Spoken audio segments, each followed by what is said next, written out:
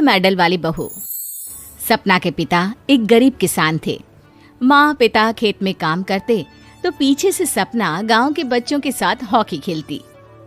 एक दिन शाम को, सारा दिन खेलती रहती है, ये नहीं कि छोटे भाई को संभाले। माँ पता है, मैंने आज हॉकी में पास के गांव के लड़कों की टीम को हरा दिया। अरे वाह वाह मेरी बेटी, शाबाश। ये लेकर रुपया, जा जाकर टॉफी खा ले। सपना खुशी से पिता के गले लग जाती है और बाहर चली जाती है। अरे तुम इसको बिगाड़ रहे हो, मैं ना इसकी शादी ही करा दूंगी। ऐसा कैसे शादी करा देगी? हाँ, अभी तो उम्र खेलने की है। माँ बड़बड़ करती वहां से निकल जाती है। लेकिन शाम को उन लोगों के घर कुछ लोग आते हैं। अरे राम सुखिया, जरा ये तो बतलाओ, सपना के बारे में क्या सोचा है? अरे क्या सोचना है मास्टर जी, पढ़ रही है, जितना पढ़ सकती है पढ़े, फिर शादी करवा देंगे, कोई अच्छा सा गांव का ही लड़का देख लेंगे। अरे तुम तो उसके पिता हो, तुमको कुछ नहीं पता? माँ घबरा जाती है। अरे का मास्टर जी, का पता नहीं, का हो गया? हम तो इनसे पहले ही बोल रहे थे कि लड़की की जात है, संभाल लो। अरे भाभी जी, आप भी ना कभी अच्छा भी सोच लिया करो। अरे सपना क्या खेलती है हॉकी, बड़े से बड़े आदमी भी नहीं जीत पाते हैं उससे। कल गांव में एक टीम आ रही है, लड़कियों की हॉकी खेलने उसे भेज देना, वहां शायद कुछ बात बन जाए। अरे ना मास्टर जी, कोई खेल वेल नहीं करवाना हम लोगों को, वो भी शहर के लोगों के साथ तो बिल्कुल भी ना। शहर के लोगों को ना कोई भरोसा नहीं होता मास्टर जी। अरे कैसी बात कर रही हो सपना की माँ, बुरा आदमी तो हर जगह मिल जाएगा, उसके लिए शहर का और गांव का। हाँ मास्टर जी, हम लोग तैयार हैं, कल आ जाएगी सपना वक्त से। माँ के लाख मना करने पर भी पिता सपना को हॉकी टीम के लिए भेज देते हैं। शाम को सपना वापस आती है, लेकिन लट के मुंह से। और क्या हो गया, मार खाई हो का? कौन मारेगा हमें?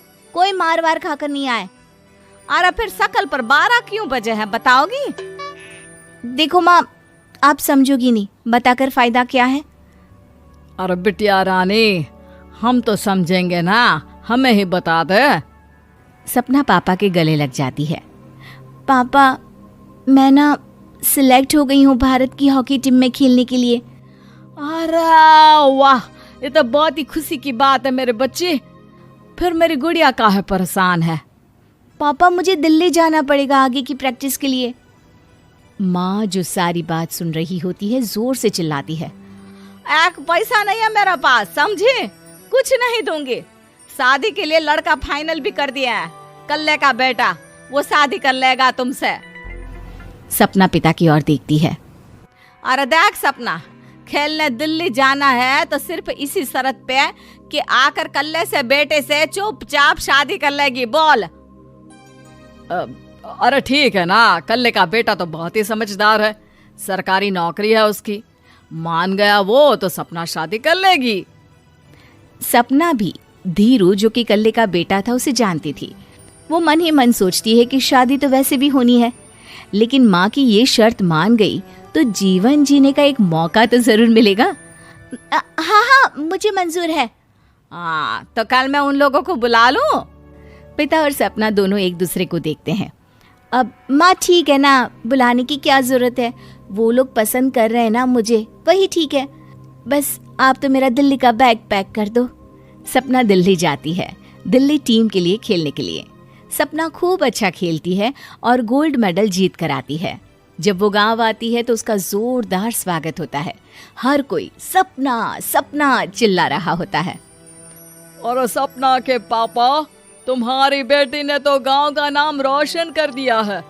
गांव की तरफ से तुम लोगों को गांव में पक्का मकान और सपना को परिषद में पक्की नौकरी देने के लिए हम तैयार हैं। अरे वाह वाह, पक्का मकान, ये तो बहुत अच्छी बात है, लेकिन सपना की नौकरी नहीं चाहिए हमें। हाँ, कैसी बात कर रही हो सपना की माँ? लड़की की नौकरी रहेगी तो अपने पैरों पर खड़ी रहेगी, किसी के आगे झुकने की जरूरत ना पड़ेगी। अरे चुप रहो, हम तो नौकरी ना करते हैं, पर मजाल है कि किसी के आगे झुके हो। ना, हमारी बेटी नौकरी नहीं करेगी। पिता लाख समझाते हैं, लेकिन माँ नहीं मानती। और फिर वो दिन भी आ जाता है जब सपना को अपने कहे अनुसार लड़के से शादी भी करनी पड़ती है ससुराल में। ए बहू, तू रोज रोज सुबह कहाँ जाती है? घर का सारा काम निपटा कर कहाँ भागती है? माँ का घर तो पास ही है, वहीं निकल जाती है क्या?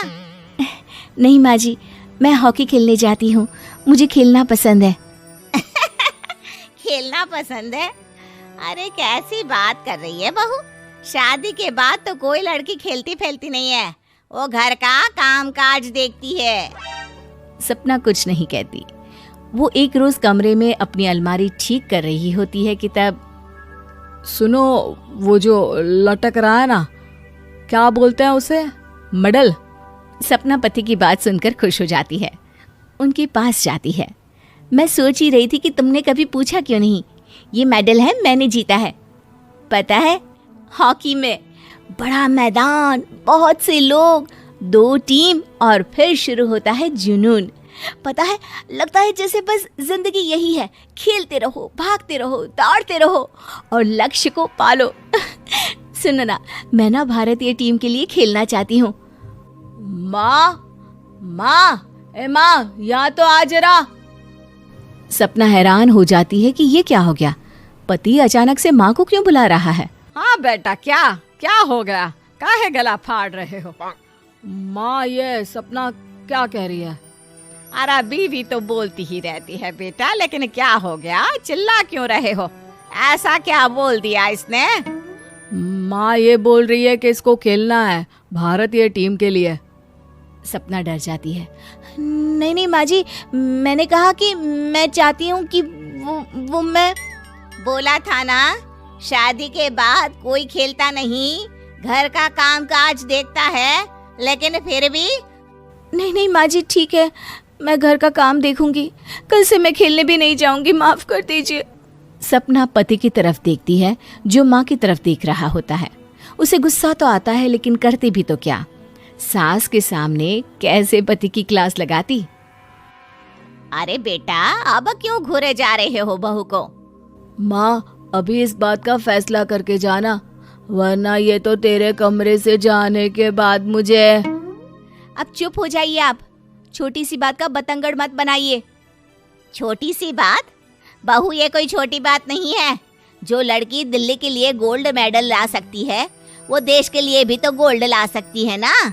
हम लोगों को किसी चीज की कमी नहीं है बहू, घर का काम तो कोई भी कर लेगा, लेकिन देश का नाम रोशन करने के लिए सपना चाहिए। जा बहू, तेरी ट्रेनिंग का सारा इंतजाम तेरे पति ने कर दिया है, जा खेल और देश का नाम रोशन कर। सपना की आंख में आंसू आ जाते हैं। वो सोचती है कि बेटियों को मायके के साथ अगर ससुराल में भी सहयोग मिले तो ऐसा कोई काम नहीं जो वो नहीं कर सकती है।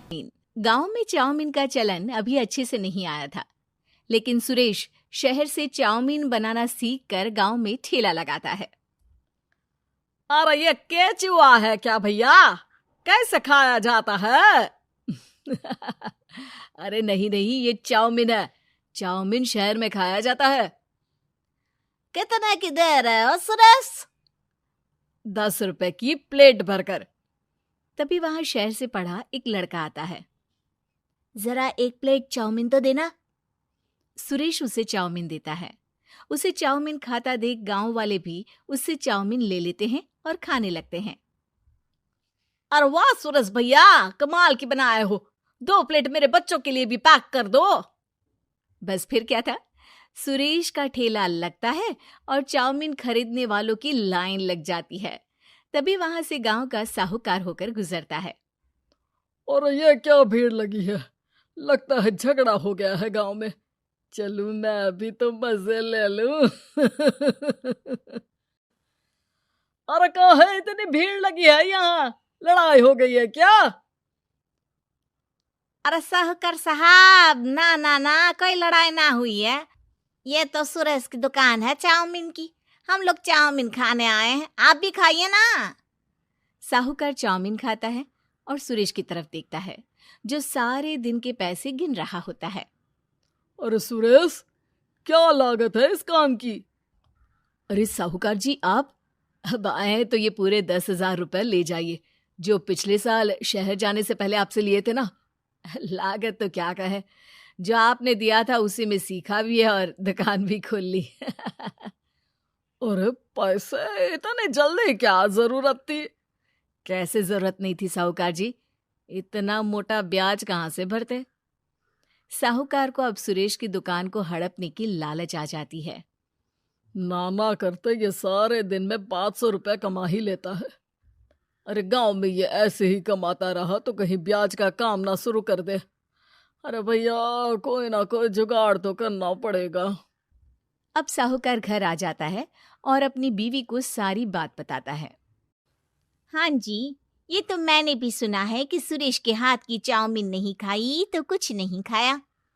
अरे हाँ हाँ सही ही कहते हैं, मैं अभी खा कर ही आ रहा हूँ।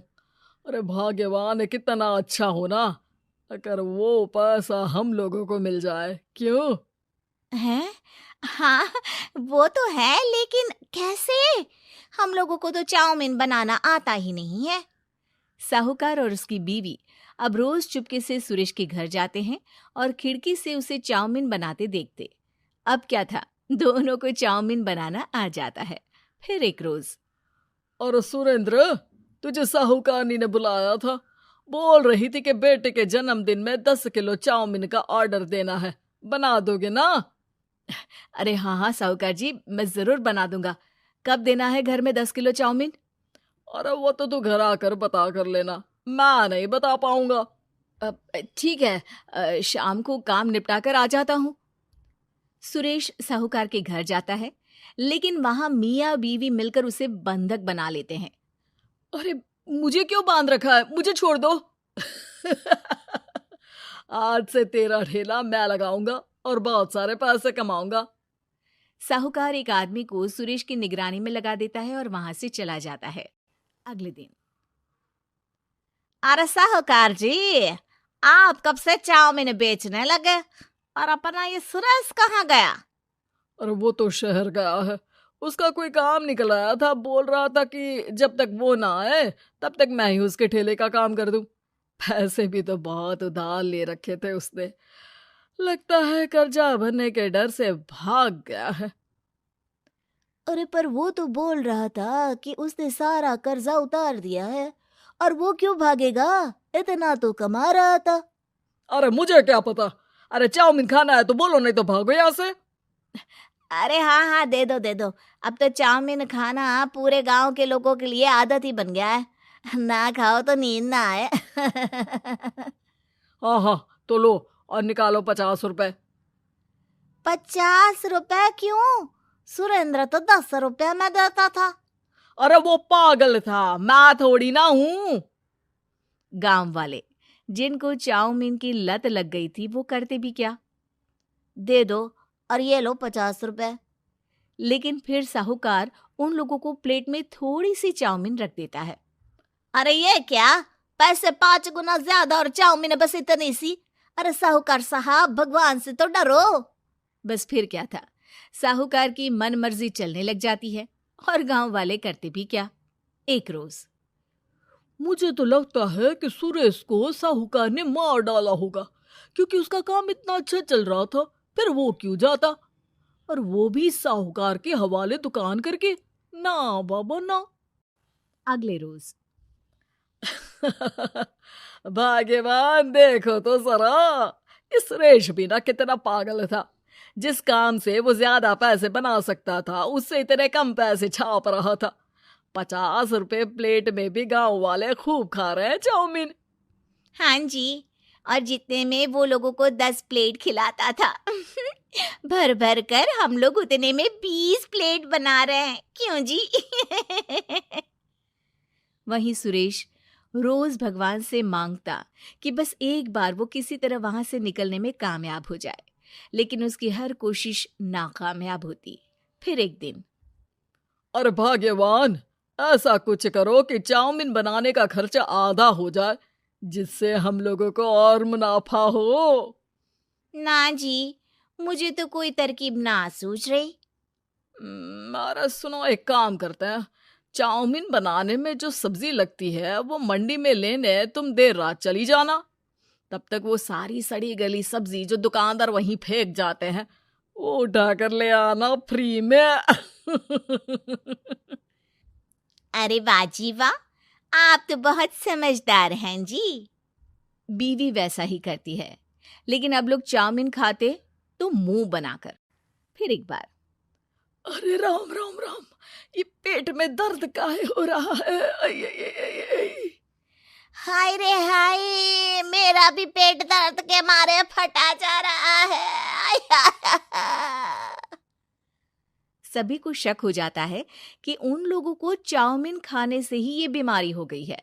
वहीं दूसरी तरफ जो आदमी सुरेश की निगरानी कर रहा था वो सो रहा होता है और मौका देखकर सुरेश वहां से भाग जाता है। सुरेश गांव वालों के पास जाकर उन्हें सब कुछ बता देता है। बस अब क्या था, साहूकार के घर पुलिस पहुंच जाती है। चलो, तुमने गांव के लोगों को खराब सब्जी वाली चाउमीन खिलाकर बीमार किया और सुरेश को बंधक बनाया। तुम्हें इसीलिए हम गिरफ्तार कर रहे हैं। साहूकार को पुलिस ले जाती है और फिर अगले दिन से सुरेश का ठेला गांव के बाजार में लग जाता है, जहां अब पहले से ज्यादा भीड़ होती है।